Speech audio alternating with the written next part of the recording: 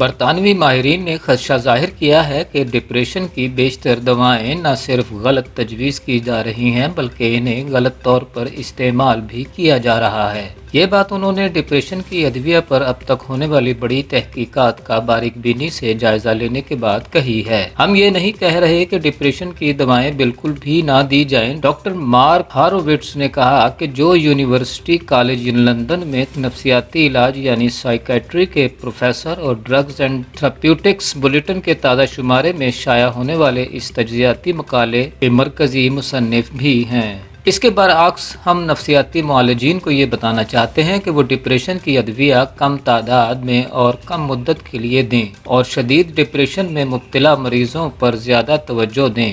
Doctor mark نے واضح کیا اس تجزیاتی مقالے میں ڈپریشن کی دواؤں پر کی گئی مختلف اور تفصیلی تحقیقات کا نئے سرے سے جائزہ لیا گیا جن میں بہت سی تکنیکی خامیاں سامنے آئیں، مثلاً یہ کہ ایسی بیشتر تحقیقات کا دورانیہ 6 سے 12 ہفتے تک رہا لیکن اس کے بعد مریضوں کی نفسیاتی صحت پر اکثر نظر نہیں رکھی گئی، لہٰذا یہ معلوم نہیں ہو سکا کہ اگر ان مریضوں نے بعد میں بھی ڈپریشن کی دوائیں جاری رکھیں تو ان کی ذہنی کیفیت کیا رہی۔ تجزیاتی مقالے کے مصنفین کا کہنا ہے کہ کم شدت والے ڈپریشن میں اینٹی ڈپریسنٹس یعنی ڈپریشن کی دوائیں فائدے سے زیادہ نقصان پہنچا سکتی ہیں۔ واضح رہے کہ ڈپریشن کی بیشتر دوائیں شدید نوعیت والی علامات پر مختصر مدت کے لیے دی جاتی ہیں لیکن مریض ان کا استعمال کئی سال تک جاری رکھتے ہیں۔ یہ بات بھی اہم ہے کہ ساری دنیا میں ڈپریشن کی ادویہ کا استعمال بڑھتا جا رہا ہے لیکن ان کی وہ تاثیر سامنے نہیں آ رہی جس کے دعوے ان سے متعلق تحقیقات میں کیے گئے تھے۔ تازہ تجزیاتی مقالے میں یہ نقطہ بھی بطور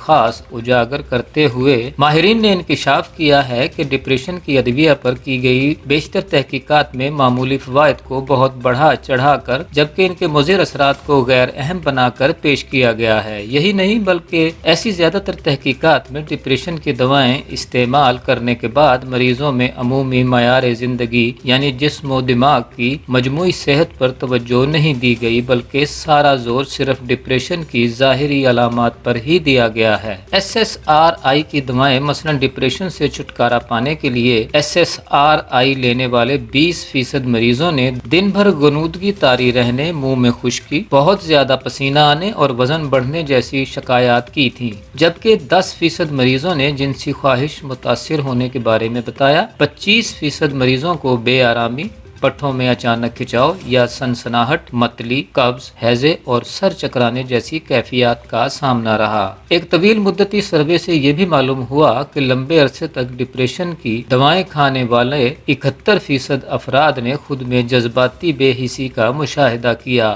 70% نے کہا کہ وہ ہر وقت خود کو بوجھل اور ارد گرد کے معاملات سے لا تعلق محسوس کرتے ہیں۔ 66% نے جنسی مسائل کا تذکرہ کیا جبکہ 63% نے زیادہ تر وقت اپنی غنودگی میں مبتلا رہنے کا بتایا۔ اس تجزیاتی مطالعے میں کم عمر بچوں کو ڈپریشن کی دوائیں استعمال کرانے کے رجحان پر بھی سوالات اٹھائے گئے ہیں۔ اب تک اس بارے میں کوئی واضح تحقیق موجود نہیں لیکن پھر بھی کم عمر بچوں بالخصوص نوبالغ لڑکیوں میں ڈپریشن کی ادویہ کا استعمال بڑھتا جا رہا ہے۔ ان تمام باتوں کی روشنی میں ماہرین کا کہنا ہے کہ ڈپریشن کی دوائیں تجویز کرتے وقت ڈاکٹروں کو بہت زیادہ احتیاط برتنی چاہیے